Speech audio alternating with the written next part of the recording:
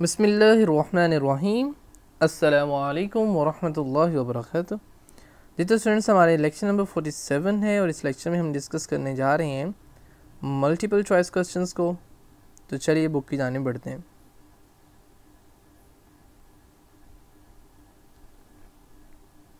कह रहे कि which one of the following results in discovery of proton, कि डिस्कवरी ऑफ प्रोटॉन में इनमें से कौन सा रिजल्ट जो है वो करेक्ट है। तो भाई जो डिस्कवरी ऑफ प्रोटॉन हमने की थी तो हमने देखा था कि कैथोड रेज तो नहीं पैदा होती, कैथोड रेज तो जो है वो हमारे पास डिस्कवरी ऑफ इलेक्ट्रॉन में थी, तो लिहाजा ये आंसर नहीं हो सकता। ठीक हो गया। उसके बाद है केनाल रेज, तो बिल्कुल जी केनाल रेज का नाम हमने दिया था इन्हें, तो ये डिस्कवरी ऑफ प्रोटॉन में केनाल रेज होंगी। ठीक है, तो ये आपका करेक्ट है। एक्स रेज क्यों नहीं है, एक्स रेज का तो आपने डिस्कस ही नहीं किया इस चैप्टर में, ये भी नहीं हो सकती हैं। ठीक हो गया। और अल्फ़ा रेज जो है वो हमारे पास थी डिस्कवरी ऑफ न्यूट्रॉन के अंदर अल्फ़ा रेज थी। ठीक है, जब हमने जो है वो अल्फ़ा रेज को यूज़ किया था तो फिर जो है वो हमारे पास बेरिलियम पे जो हमने उसको बम्बारमेंट की थी, तो लिहाजा वो तो डिस्कवरी ऑफ न्यूट्रॉन में था, तो इसलिए हमारे पास जो करेक्ट आंसर है वो है केनाल रेज। ठीक हो गया। अब मैं ये क्रॉस क्यों लगाएं, ताकि जब आप इम्तिहान में हों तो आपको पता याद रहे कि ये वाले आंसर क्यों नहीं ठीक। ठीक है, तो फिर आपको ये जज करने में आसानी रहेगी कि हमारे पास ये वाला आंसर क्यों ठीक है। ठीक है, बी वाला पार्ट। उसके बाद है which one of the following is the most penetrating. तो भी मोस्ट पेनिट्रेटिंग में आपकी बुक में लिखा हुआ है कि प्रोटॉन नहीं है, इलेक्ट्रॉन के बारे में नहीं लिखा, अल्फा पार्टिकल्स के बारे में नहीं लिखा। न्यूट्रॉन्स की जब आपने प्रॉपर्टीज़ पढ़ी थी तो उसमें लिखा हुआ था कि दे आर हाईली पेनिट्रेटिंग, तो लिहाजा हमारा सी पार्ट जो है वो करेक्ट है। उसके बाद है the concept of orbit was used by, तो आपने ये बुक पे इस तरह से क्रॉस नहीं लगाने, ये मैं सिर्फ आपको समझाने के लिए लगा रहा हूँ, आपने जस्ट टिक ही करना है। The concept of orbit was used by, तो ऑर्बिट का कंसेप्ट जे थॉमसन ने नहीं दिया। ठीक है, उसके बाद रदरफोर्ड ने नहीं दिया, उसने तो कहा था भाई प्लानिटरी होती है, उसने कोई ख़ास जो है हमें कंसेप्ट नहीं दिया था। तो बिल्कुल जी बोहर ने हमें दिया है। ठीक है, और प्लैंक्स की तो हमारे पास क्वांटम थ्योरी थी, उसने जो है वो इसके हवाले से नहीं बात की थी ऑर्बिट्स के हवाले से, तो हमारा जो आंसर है वो बोहर था। ठीक है जी। तो उसके बाद है जी फोर्थ वन कि which one of the following shall consist of 3 सब शेल्स, ये कौन से शेल के अंदर 3 सब शेल हैं। ठीक है, तो हमें पता है कि अभी जितना शेल का नंबर होगा उतने उसके अंदर सब शेल होंगे। अब के शेल का 1 है तो उसके अंदर 1 सब शेल एस है, एल का 2 है तो उसके अंदर एस और पी होते हैं। तो भाई अब 3 किसके अंदर होंगे, जिसका एम का 3 है तो उसके अंदर 3 सब शेल होंगे, तो लिहाजा ना ओ शेल है, ना एन है, ना एल है।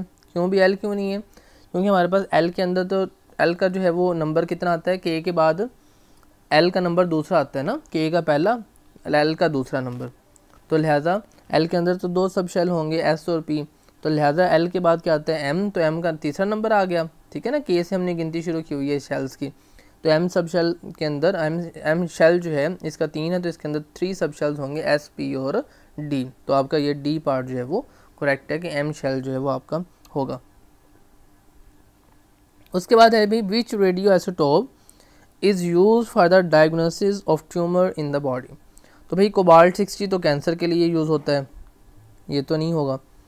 उसके बाद आयोडीन है, बिल्कुल जी आयोडीन ट्यूमर के लिए है। अब ये स्ट्रोंशियम और फास्फोरस ये भी जो है हमारे पास स्किन कैंसर के लिए यूज़ होते हैं, ये बीटा रेडिएशन जो है वो देते हैं स्ट्रोंशियम और फास्फोरस, जबकि कोबाल्ट जो है वो हमारे पास गैमा रेज देता है, जो कि हमारे पास बॉडी के अंदर जो स्किन कैंसर होता है उसको देखता है। आयोडीन जो है वो हमारे पास ट्यूमर के लिए यूज़ होता है, लिहाजा बी पार्ट इसका करेक्ट है।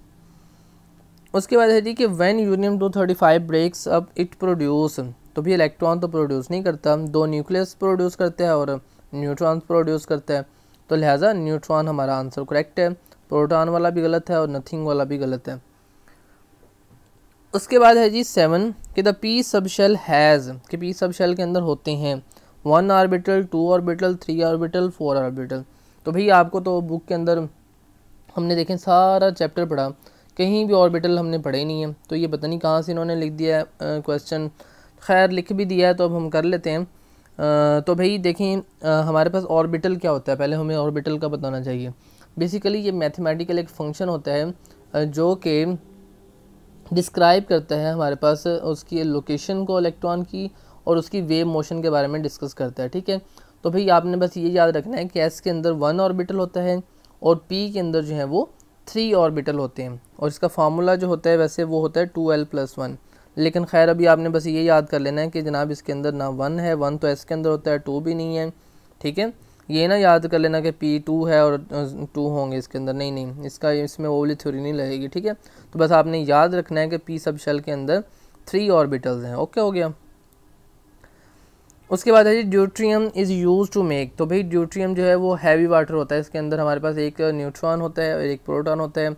तो लाइट वाटर बेसिकली क्या होता है, जिसके अंदर 0.02% ड्यूट्रियम होना वो लाइट वाटर होता है। तो लिहाजा लाइट वाटर तो नहीं बनाएगा ड्यूट्रियम, ड्यूट्रियम से क्या बनता है, हैवी वाटर बनता है, सॉफ्ट वाटर भी नहीं बनता और ना ही हार्ड वाटर बनता है, ठीक है। तो क्या होगा जी, हैवी वाटर इसे आप कह सकते हैं। उसके बाद है जी हमारे पास the isotope C12 is present in abundance of. तो आपने जब हमने पढ़ा था आइसोटोप का, उसमें जो कार्बन 12 की दी हुई थी परसेंटेज वो थी 98.9%। तो यहाँ तो भाई कहीं 98.9% नहीं लिखा, तो हम क्यों 99 या किसी और परसेंट पे टिक करें। जब हमारे पास नन ऑफ दीज है तो हम कहेंगे भाई 98.9% लिखते तो हम उस पर टिक करते। लिहाजा आपने वो नहीं लिखा तो हमने भी अब जो है ना वो एहतजाजन नन ऑफ दीज पे क्लिक कर देना है कि नन ऑफ दीज इसमें से कोई भी ठीक नहीं है। उसके बाद है भाई कि वो डिस्कवर द प्रोटॉन। तो प्रोटॉन किसने डिस्कवर किया भाई, गोल्डस्टीन ने, जब आपकी बुक में लिखा हुआ है शुरू वाली लाइन में ही। तो जे थॉमसन भी नहीं है, नील बोहर भी नहीं है, रदरफोर्ड भी नहीं है।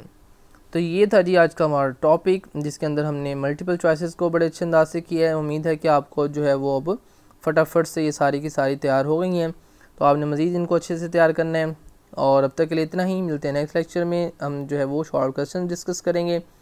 अल्लाह हाफिज़, अस्सलाम वालेकुम वरहमतुल्लाहि वबरकातुहू।